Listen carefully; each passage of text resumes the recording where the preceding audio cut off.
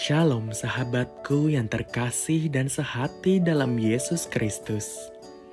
Jumpa lagi kita pada kesempatan kali ini. Mari kita siapkan diri dan hati kita untuk menjadikannya layak menyambut Tuhan. Supaya kita bisa menjadi garam dan terang dalam kehidupan ini. Tentunya dengan bersama kita resapi Renungan Sabda Pendalaman Iman presented by BPK PKK KAJ. Bacaan dari Injil Matius bab 13 ayat 16 sampai 17. Tetapi berbahagialah matamu karena melihat dan telingamu karena mendengar. Sebab sesungguhnya aku berkata kepadamu, banyak nabi dan orang benar ingin melihat apa yang kamu lihat, tetapi tidak melihatnya, dan ingin mendengar apa yang kamu dengar, tetapi tidak mendengarnya. Demikianlah Injil Tuhan. Shalom, Bapak Ibu Saudara-saudari yang dikasihi oleh Tuhan kita Yesus Kristus. Hari ini kita bersama-sama kita ingin belajar dari satu firman yang sangat luar biasa bagaimana Yesus menyatakan diri dan hidupnya lewat Matius 13 ayat 16 sampai dengan 17. Dalam firman-Nya dia mengatakan, tetapi berbahagialah karena matamu dan telingamu mendengar, matamu melihat. Sebab itu aku berkata kepadamu, sesungguhnya banyak nabi dan orang benar ingin melihat apa yang ingin kamu lihat, tetapi tidak melihatnya. Dan ingin mendengar apa yang kamu dengar, tetapi tidak mendengarnya. Saudara-saudari yang dikasihi bro and sis dalam Yesus Kristus. Menjadi Kristen Katolik adalah hadiah terbesar, terindah dari Allah bagi Anda dan saya, bagi manusia. Karena lewat peristiwa ini, lewat iman Kristen Katolik yang hari ini Anda dan saya, kita kemudian menyatakan kasih Allah, di sana tergambar jelas, terlihat jelas bagaimana kerinduan Allah, harapan Allah, bentukan Allah, kasih Allah, campur tangan Allah. Saudara, semua itu bagi orang-orang yang percaya kita alami. Allah yang punya kerinduan bagi hidup Anda dan saya. Dan semua ini, semua peristiwa-peristiwa yang Anda dan saya alami, ini semua ingin didengar. Dan semua ini dicari-cari oleh orang-orang, oleh mereka-mereka yang mendambakan kebenaran dan cinta Allah. Dan dalam iman kita, saat inilah Allah justru memperlihatkan rahasia-rahasia ilahi yang sangat luar biasa. Pengalaman-pengalaman kita bersama Yesus dalam gereja merupakan pengalaman-pengalaman kita bersama Allah. Lewat Ekaristi, bagaimana kita mengecap, bagaimana kita menyambut, bagaimana kita merasakan Allah yang hadir lewat Ekaristi, lewat hosti. Dan menjadi kekuatan dalam kita menjalani kehidupan bersama Yesus. Bahkan juga lewat sakramen-sakramen. Sakramen adalah tanda kehadiran Allah. Mulai dari permandian, mulai dari Ekaristi, mulai dari Krisma. Dan begitu ini adalah tanda-tanda bagaimana Allah yang terlihat, yang campur tangan, dan yang hidup dalam hidup Anda dan saya.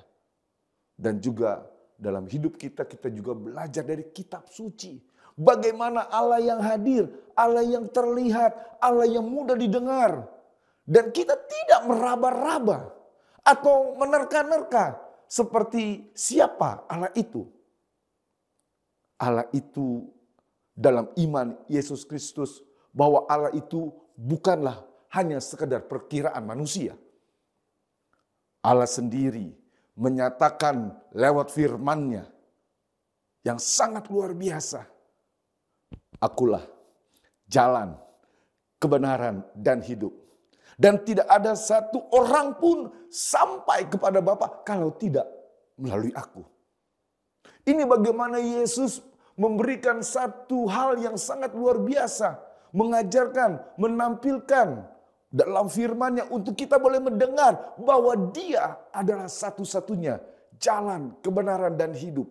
Dia satu-satunya pribadi yang sangat menyelamatkan. Dan Dia adalah pribadi yang penuh kasih dan penuh cinta. Allah kita Allah luar biasa. Memang kita adalah pribadi-pribadi yang terlahir dengan iman, dengan begitu banyak latar belakang.